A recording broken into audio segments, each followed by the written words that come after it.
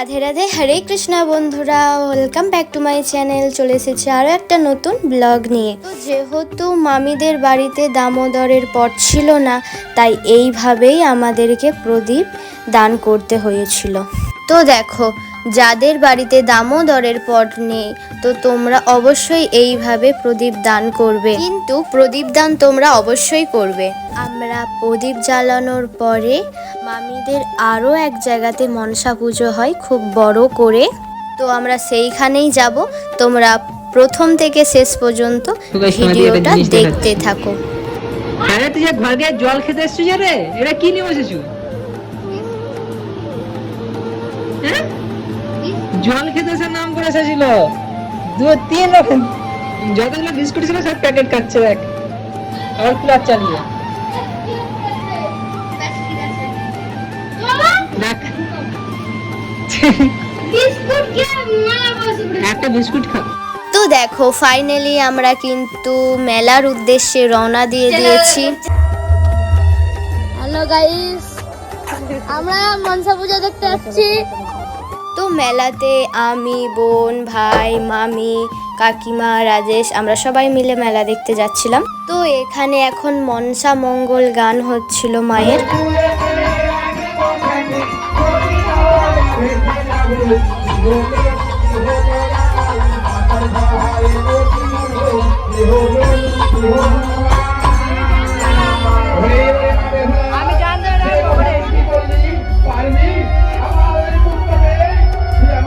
মায়ের প্রতিমাটা কিন্তু সত্যি অসাধারণ হয়েছিল, তোমরা দেখো। এই মন্দিরটাও ছিল রোডেরই ধারে। আমরা যতক্ষণকে গিয়েছিলাম ততক্ষণকে পুজো শেষ হয়ে গিয়েছিল।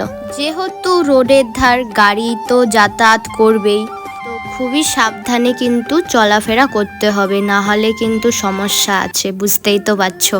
তো দেখো, উপরেও কিন্তু একটা মনসা মায়ের মূর্তি রাখা ছিল, ওটা সব সময়ই রাখা থাকে। তো তারপরে আমরা চলে গিয়েছিলাম প্রসাদ আনতে। যেহেতু সবাই প্রসাদ নিয়ে চলে গিয়েছিল, শুধু আমিই বাকি ছিলাম। তো আমি কেন একলা বাকি থাকবো?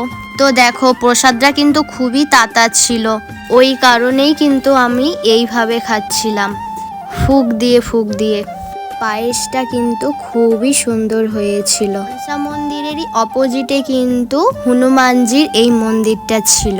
হনুমানজির বিগ্রহটাও কিন্তু ছিল অসাধারণ। তো দেখো, মেলাটা মোটামুটি ভালোই বসেছিল। তো মেলাতে আমরা অনেক কিছুই খেয়েছিলাম, তো সেগুলো ভিডিও করা আর হয়ে ওঠেনি।